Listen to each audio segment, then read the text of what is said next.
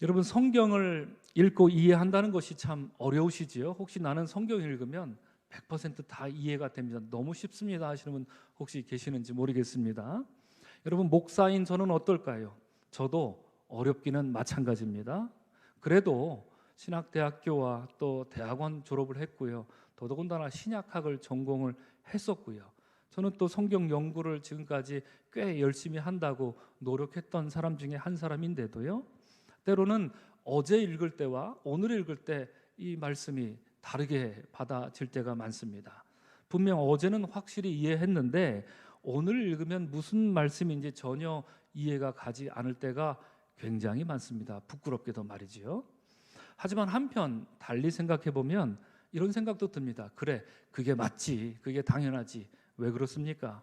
성경이 하나님 말씀인데 만약 우리가 어떤 하나의 이 공식처럼 어떤 방정식을 대입하면 성경 말씀이 뚝딱 이해가 되더라, 만약에 그렇다면 그거야말로 더 이상하고요, 그거야말로 성경을 잘못 이해하는 지름길이 될지도 모르기 때문입니다. 하지만 여러분, 저는 성경을 읽을 때 나름대로 제 나름대로의 원칙이 몇 가지가 있습니다. 이것을 잘 지켜가면서 성경을 읽으려고 하는데요, 그건 나중에 의법학당을 통해서 여러분들에게 자세히 말씀드리려고 하는데요, 그 중에 가장 쉽고도 기본적인 원칙 하나가 있습니다. 의외로 당연하고도 아주 간단한 것인데요, 여러분들도 이 점을 반드시 명심하면서 성경을 읽으려고 하면 조금 도움이 되지 않을까 싶습니다. 그것은요, 우리가 성경을 읽을 때는 우리 한번 따라하겠습니다. 말씀의 배경을 알아야 한다. 너무 당연한 거죠, 그죠? 너무나도 당연한 이 원칙을 제가 여러분들에게 지금 말씀을 드렸습니다. 예를 들어서 요즘 여러분, 우리가 새벽기도 때 출애굽기 말씀을 읽지 않습니까? 출애굽기 말씀을 어떻게 이해할 수 있겠습니까? 가장 쉬운 방법은, 가장 바람직한 방법은 우리가 그 당시로 돌아가서 우리가 정말 그 광야 생활을 하고 있다면 나는 어땠을까, 이렇게 생각해 보는 것입니다. 우리가 그 자리로 돌아가서 그때 당시에 내가 출애굽을 경험하고 있었다면, 그렇다면 그때 당시 고대 근동 지방의 배경은 어땠는지, 지형은 어땠는지 자연스럽게 공부를 해야 되지 않겠습니까? 그래야 출애굽기 말씀을 조금 이해가 될 것입니다. 그런 다음에 그 말씀을 우리 삶 속에 적용하게 되면 아주 은혜로운 말씀으로 주께서 우리에게 출애굽기 말씀을 통하여서 말씀을 주시는 것이겠지요.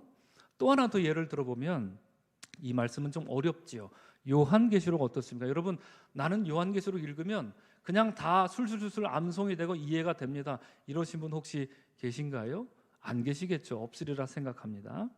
많은 신앙인들이 요한계시록을 읽을 때면 어떤 경우에 무턱대고 읽고 그럴싸하다 싶은 것들을 그냥 오늘날 일어나는 일들과 오늘날 우리 주변 환경들에 마구 이렇게 적용하기 급급한 그런 상황들을 종종 보게 됩니다. 심지어 목사님들 경우에도 그런 분들이 종종 있기도 합니다.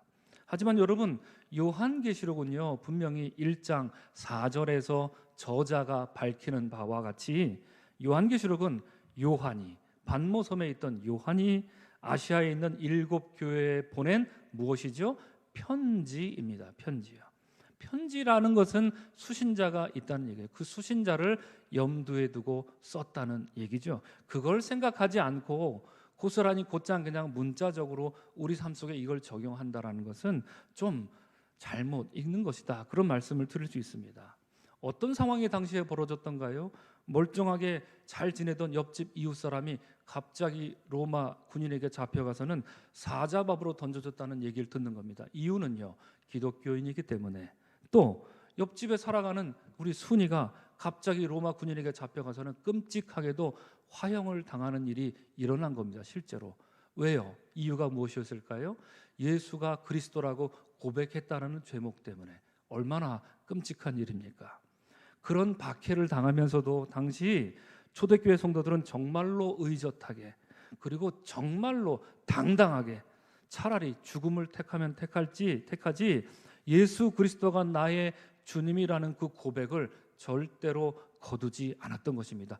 그런 극한의 상황에 처해 있는 사람들에게 요한은 자기도 반모섬의 유배 생활을 하고 있었던 상황이었음에도 불구하고 성령이 말씀하시는 지혜와 능력으로 그런 초대교회 성도들에게 목회적인 차원에서 권면과 위로의 편지를 쓴 것입니다. 그것이 요한계시록이라는 얘기입니다. 더 드릴 말씀이 많지만 이건 나중에 우리가 요한계시록 공부할 때 한번 나눠봤으면 좋겠고요. 그러니 여러분, 이런 상황이나 배경을 무시하고 그저 읽혀지는 대로 함부로 요한계시록을 갖다부터 이렇게 해석하게 되면 차라리 안 읽는만 못할 수도 있다는 얘기입니다. 그래서 저명한 캐나다의 리젠트 칼리지에서 가르치는 영성 신학자 마르바 던이라고 하는 교수는요, 그의 유명한 요한계시록에 관한 저서 약할 때 기뻐하라라고 하는 책에서 요한계시록을 이해할 수 있는 원칙, 아주 중요한 원칙 하나를 제시합니다. 그것이 바로 요한계시록은 박해를 받고 있던 그 당시 상황에 먼저 적용해야 하며 그 다음에 우리 시대에 적용해야 한다라고 하는 아주 자연스럽고도 당연한 원칙을 제시하고 있습니다. 요한계시록에 담긴 그 이해하기 어려운 상징적이고도 신비로운 이야기들을 이런 과정을 거치지 않고 무턱대고 21세기를 살아가는 지금 우리들의 삶에 적용하게 되면 분명 오해와 곡해를 낳기 마련이기 때문입니다. 여러분, 제가 지금 구약의 하나, 신약의 하나, 곧 출애굽기와 신약의 성경 말씀 요한계시록의 예를 들었는데요, 이런 성경을 우리가 조심스럽게 읽고 해석해야 한다면 예수님이 하신 말씀일 경우라면 어떻겠습니까? 그 무게가 훨씬 더 나가겠지요. 허투루 읽어서는 안 될 것입니다. 더욱 말씀을 세밀하게 살필 필요가 있습니다. 왜요? 예수님이 하신 말씀이기 때문에 그렇습니다. 더군다나 예수님이 종말에 대해서 말씀하셨다면 그 무게감은 더할 것입니다. 다른 말씀보다도 더더욱 철저하게, 더더욱 정교하게, 그래서 더욱 조심스럽게 그 말씀을 헤아려야 할 것입니다. 그래서 저도 오늘 말씀 마가복음 13장 제일 어려운 성경 말씀 중에 하나입니다. 그래서 한국말로 된 성경책, 성경 버전 4개를 찾아서 저도 다 읽어봤고요. 영어로 된 성경 버전 5개를 읽었습니다. 독일어로 된 성경 버전 2가지를 찾아 또 읽었습니다. 그리고 마지막에 히라버로 된 성경 원어로 다시 한번 읽었습니다. 그러면 제가 이 말씀에 빠삭하게 알까요? 여러분 어떻을까요? 아직도 잘 모르겠습니다. 죄송합니다만.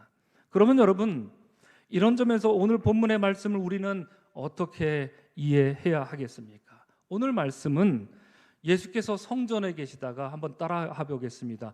떠나시다. 네, 다시 한번 따라하겠습니다. 떠나시다. 그렇습니다. 성전에 계시다가 떠나시는 것으로 시작합니다. 의미심장한 표현입니다. 예수님이 성전을 떠나셨다, 성경은 말합니다. 성전을 떠나실 때 제자들 중 하나가 예수님께 말하기를 선생님이여 보소서, 이 돌들이 어떠하며 이 건물들이 어떠하니까? 라고 물으면서 오늘 이야기가 시작됩니다. 오늘은 우리가 8절까지 읽었지만 9절부터 13장 끝까지 예수께서는 연이어 쉬지 않고 말씀해 주시는데요, 그 말씀이 참으로 이해하기도 어렵고 또 무시무시한 얘기들로 가득 차 있습니다. 오늘 말씀을 우리가 바로 이해하기 전에 잠시 우리가 지금까지 마가복음을 어떻게 읽어왔는지를 먼저 잠깐 살펴보면 좋겠습니다.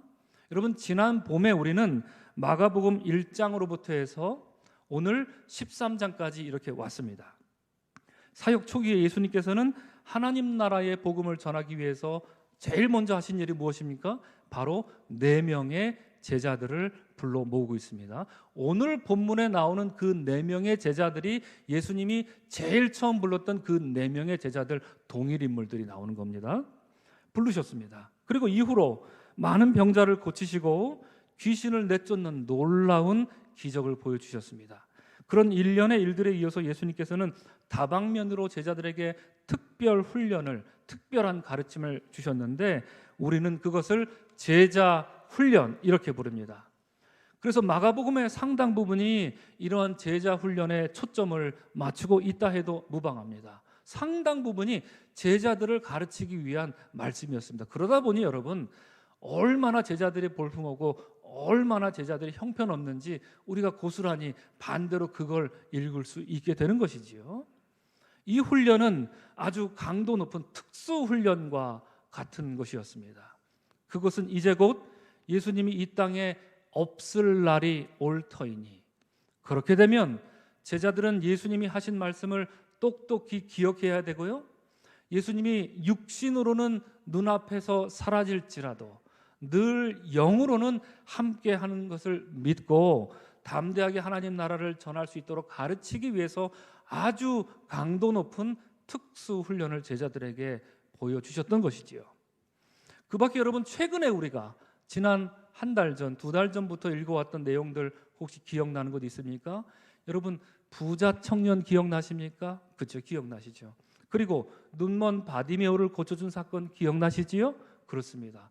눈먼 바디메오를 고쳐주시고 예수님께서는 바로 그 사건, 예루살렘에 비로소 들어가십니다. 뒤뚱거리는 나귀 새끼를 타고 예루살렘에 뒤뚱뒤뚱 거리며 들어가십니다. 예루살렘은 예수님 공생애의 최종 목적지입니다. Final Destination입니다.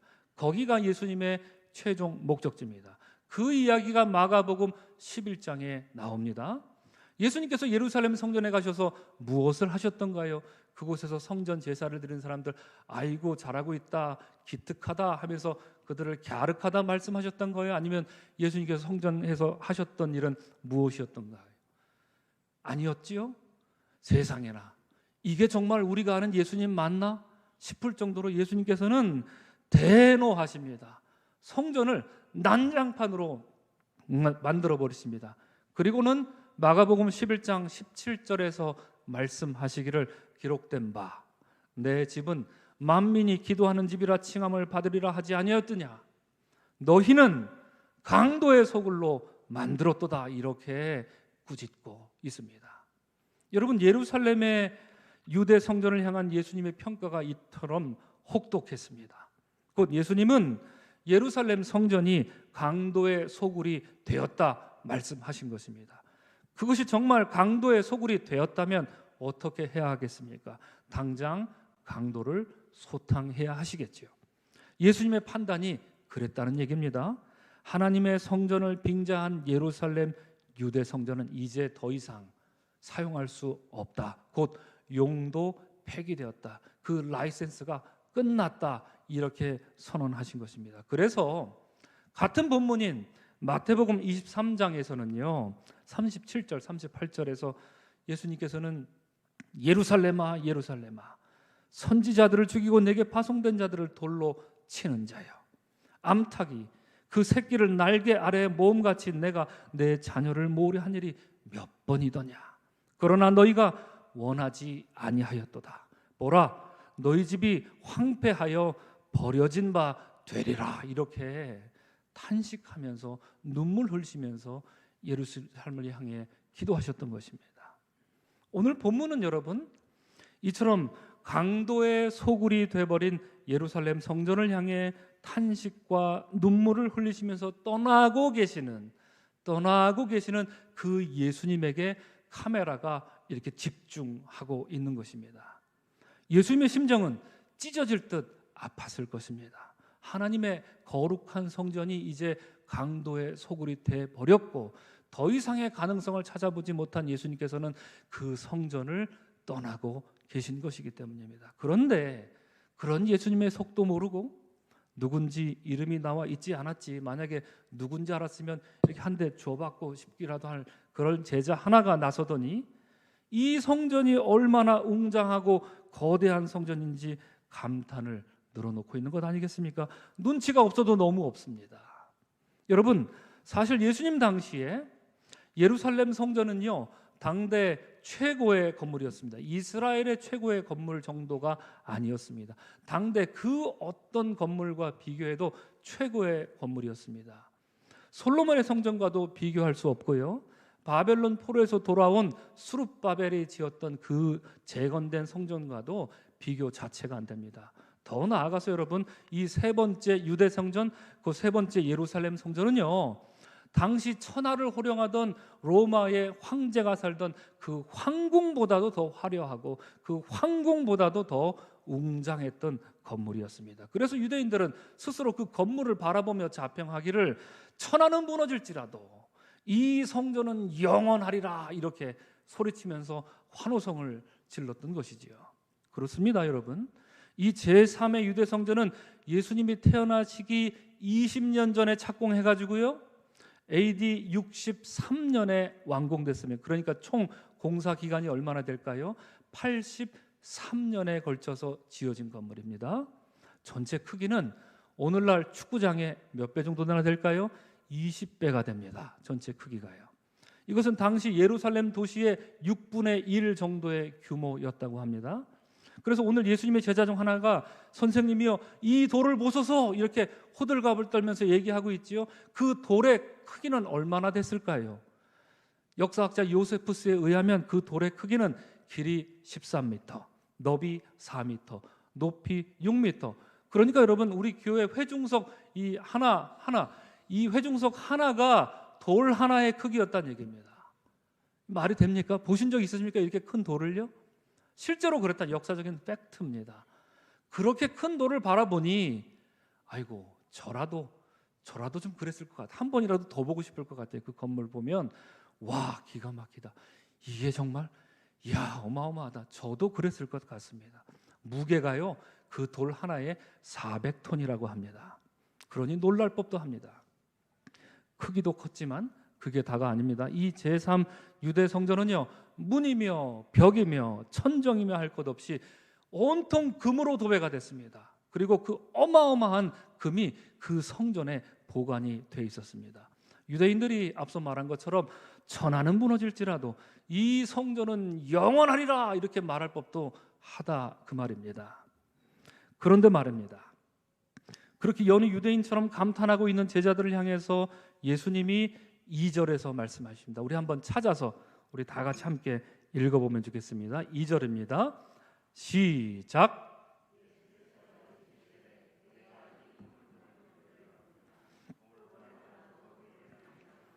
다 무너뜨려지리라 하시니라고 말입니다. 예, 그렇게 말씀하셨습니다. 그 엄청난 건물을 바라보면서 예수님께서는 돌 하나 돌 위에 남지 않고 도대체 어떻게 무너지면 그렇게 무너지겠습니까? 이 어마어마한 돌 하나 돌 위에 남지 않고 무너진다, 도대체 어떻게 된다는 얘기일까요?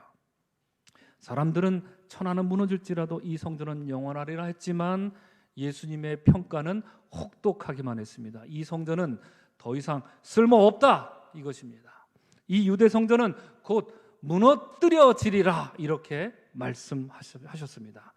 자, 그러면 여러분, 이렇게 말씀하셨으면 여러분 저를 한번 봐주시기 바랍니다. 이렇게 2절에서 말씀하셨으면 이제 3절부터 시작되는 예수님의 말씀은 무엇에 관한 이야기이겠습니까? 무엇에 관한 이야기일까요?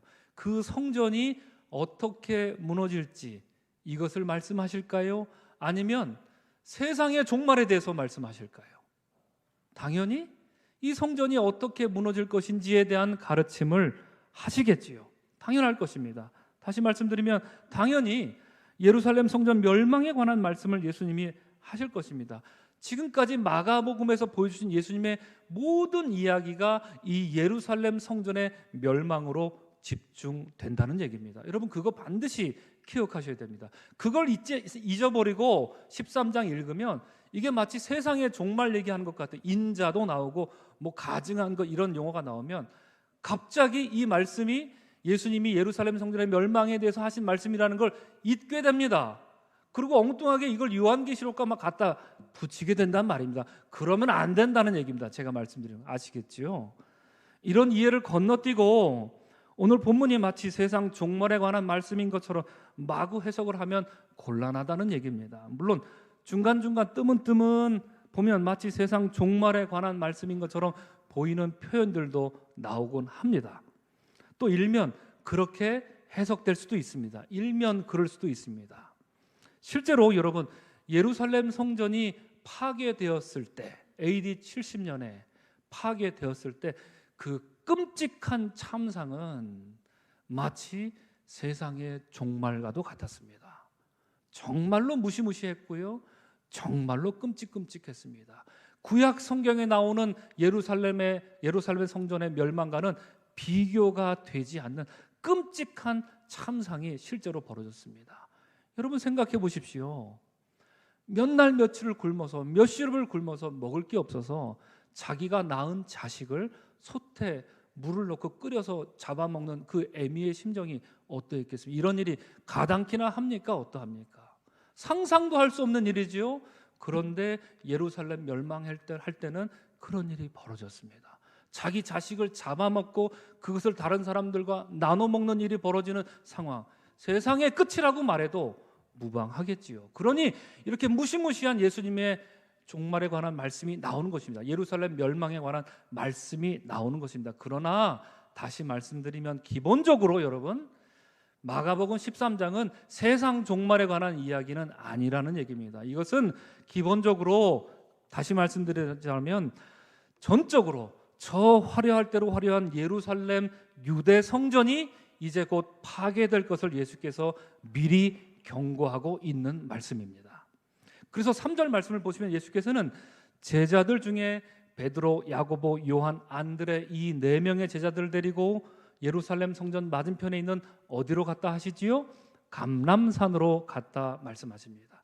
감람산에서 마치 저 예루살렘 성전을 마주대하듯이 대적하듯이 감람산에 가서 예수님께서 앉으신 것입니다. 여러분, 이 4사람의 공통점, 제가 아까 말씀드렸죠. 이 4사람의 제자들, 예수님이 언제 불렀던 제자들이라고요? 마가복음 1장에서 예수님께서 갈릴리를 거니면서 제일 처음 불렀던 그 4명의 제자들만 특이하죠. 보통은 3사람 부르시잖아요. 그런데 오늘은 4사람을 부르십니다. 그리고 4명을 불렀는데 어라?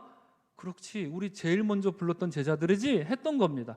제일 처음 불렀던 그 첫 번째 제자들을 다시 부르시고는 이제 예루살렘 성전의 끝! 마지막에 대해서 말씀하신다는 점에서 뭔가 심상치 않다는 얘기죠. 더더군다나 여러분, 에스겔서 11장 23절 보시면 하나님께서 타락한 예루살렘을 내팽개쳐 버리시고는 잠깐 머무십니다. 어디에 머무십니까? 감람산에 머무셨다 하는 얘기가 에스겔서 11장에 나옵니다. 오늘 예수님의 모습과 전적으로 이렇게 교차되는 그런 말씀입니다. 스가랴서 14장 4절을 보시면 예수님이 전쟁에 휩싸이고 파괴될 때가 되면 예루살렘이 전쟁에 휩싸이고 파괴될 때가 되면 그날에 그가 곧 주님의 발이 예루살렘 동쪽 감람산에 설 것이다 말씀하고 있기도 합니다. 이 또한 오늘 예수님의 모습을 고스란히 비춰주고 있는 말씀이기도 합니다. 범상치가 않습니다. 그런데 여러분, 4절 말씀을 보니까 그 제자들이 예수님께 우리에게 이루소서 어느 때에 이런 일이 있겠사오며 이 모든 일이 이루어지려 할 때에 무슨 징조가 있사오리까 하고 조용히 물었다. 성경은 이렇게 말합니다. 여러분, 제자들의 관심은 무엇이죠? 예수님은 예루살렘 멸망에 대해서 말씀하시는데 제자들의 관심은 언제였습니다. 예수님, 예루살렘 성전이 그러면 언제 멸망할까요? 이렇게 묻는 겁니다. 여러분, 예수께서 예루살렘 유대 성전이 멸망할 것이다 이렇게 말씀하셨으면 제자들이 물어야 할 것은 언제, when이 아니라 왜여야 했습니다. 왜 예루살렘 성전이 멸망합니까? 라고 물었어야 제자다운 물음이었을 것입니다. 예수님, 이 웅대한 예루살렘 성전이 왜 멸망당한단 말입니까? 그 이유는 무엇입니까? 우리에게 가르쳐 주십시오 라고 물었어야 하는 게 아니냐 말입니다. 종말의 시간에 관심을 가질 게 아니라 왜 그런 일이 일어나야 하는지를 묻고 이유를 알게 되면 그런 일이 일어나지 않도록 회개하고 각성하는 그런 제자들의 물음이었어야 하는 게 아니냐 그 말입니다. 그런데 제자들의 질문은 언제 일어납니까? 여기에 머물러 있었습니다. 사랑하는 성도 여러분, 예수께서 오늘 하신 말씀, 예루살렘 성전 멸망에 대해서 미리 예고하신 이 말씀 이후로 약 30년이 지난 뒤에 드디어 전쟁이 발발했습니다. 저 유명한 유대 로마 전쟁이 그것이었습니다. 영국의 저명한 역사학자인 폴 존슨이라는 학자는 이 유대 로마 전쟁을 일컬어서 유대 역사상 가장 소름 끼치는 전쟁이라 평하기도 했습니다. 우리가 잘 아는 저 악명 높은 네로 황제의 재임 기간에 이 전쟁이 일어났습니다. 이 전쟁은 AD 70년이 되어서 유대 예루살렘 성전이 돌 하나도 돌 위에 남지 않고 파괴될 때까지 약 4년 동안 벌어진 전쟁입니다. 예수님 말씀하신 그대로 유대 예루살렘 성전은 완전히 파괴되어 버렸고요. 그저 한쪽 벽만 흉물스럽게 남아서 오늘날 예루살렘의 통곡의 벽이란 이름으로 남아있게 된 것이죠. 오늘날의 유대인들이 그 통곡의 벽 앞에 서서 머리를 쿵쿵 찌으면서 기도하는 것이 이유가 무엇입니까? 바로 그 1900년 전에 유대 로마 전쟁을 기억하면서 하나님의 성전이 무너졌다 하면서 통곡하며 지금도 기도하고 있는 이유가 바로 거기에 있는 것 아니겠습니까? 여러분, 이 전쟁이 일어나기 직전에, 그리고 이 전쟁 중에, 그리고 이 전쟁 이후에 이 4년의 전쟁을 중심으로 곳곳에는 그야말로 난리와 난리가 일어났습니다. 오늘 예수님 말씀하신 것처럼요, 민족이 민족을 대적하는 것은 일도 아니었습니다. 나라가 나라를 집어삼키기 위한 전쟁은 정말이지 단 한 번도 끊긴 적이 없었습니다. 그리고 62년에는 이탈리아, 오늘날의 이탈리아 나폴리에서 큰 지진이 일어났는데요, 그 지진의 영향으로 인해서 그로부터 정확히 17년 후에 79년에 화산 폭발이 일어났지요. 그래서 로마의 저 유명한 휴양 도시 어디입니까? 폼페이가 그 화산재에 뒤집혀진 일이 바로 그 원인 때문이란 얘기죠. 또 그런 난리를 틈타서는요, 어떤 사람들이 나타납니까? 내가 그리스도다, 내가 메시아다 주장하면서 내 말을 들어라 하면서 폭력을 가하던 사람들이 부지기수였습니다. 당시 예루살렘의 시몬이라는 사람과 요한이라는 이 열심당원은 잔인하기로 악명이 높습니다. 그들은 예언자 행세를 하면서 무수히 많은 무고한 사람들을 죽였습니다. 그래서 유대 역사학자인 요세푸스는 말하기를 창세 이래로 이 당시의 예루살렘보다 더 많은 비극을 겪은 도시는 일찍이 없었다, 이렇게 말할 정도입니다. 여러분, 원하시면 제가 책을 빌려드리겠습니다. 한번 읽어보시면 몇 페이지만 읽으면 도저히 다음 페이지를 넘길 수가 없을 정도로 아주 비극적인 참상이 이때 벌어졌습니다. 바로 예루살렘 성전의 멸망 그날 말입니다. 오늘 마가복음 13장 예수님의 말씀이 고스란히 이루어진 것입니다. 사랑하는 성도 여러분, 이제 말씀을 마치고자 합니다. 오늘 우리는 예루살렘 성전 멸망을 예언하신 예수님 말씀을 들었습니다. 오늘은 8절까지 읽었지요.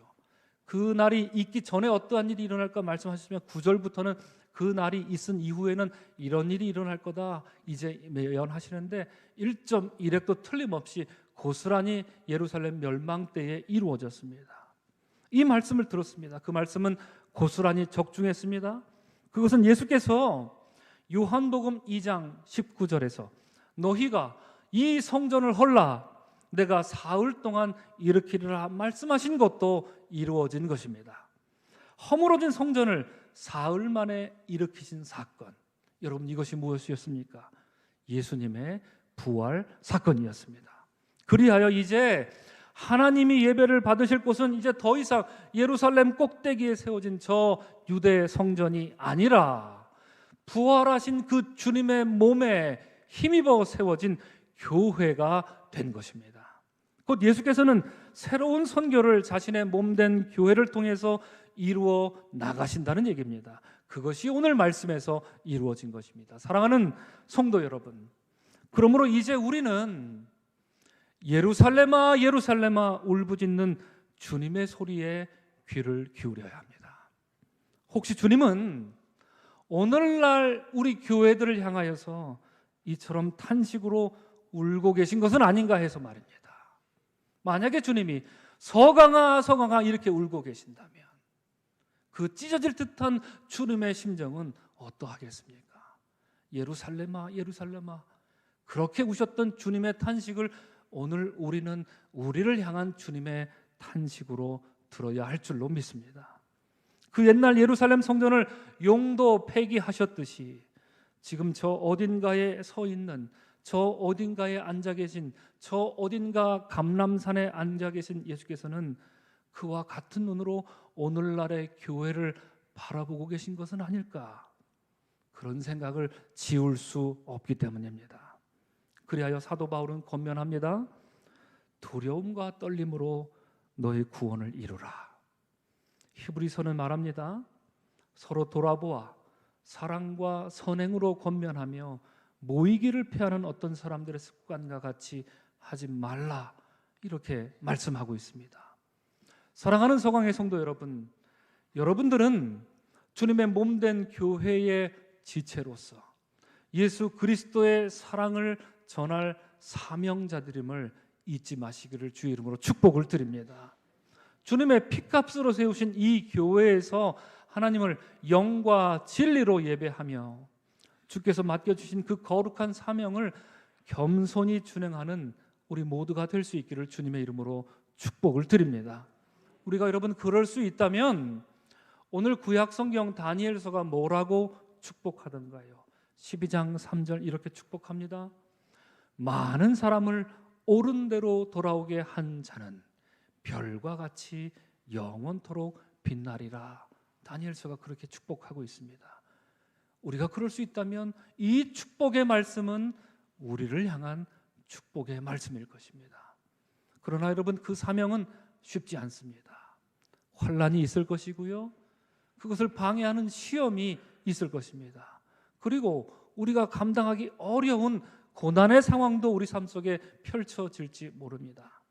예수께서는 그것도 아셨습니다. 그래서 이 말씀으로 우리에게 축복하십니다. 마지막 말씀으로 제가 주님 말씀 읽을 때 여러분 우리 다 같이 아멘으로 크게 한번 화답하시면 좋겠습니다. 너희는 내 안에서 평안을 누리라. 세상에서는 너희가 환난을 당하나 담대하라. 내가 세상을 이기었노라. 아멘. 기도하겠습니다.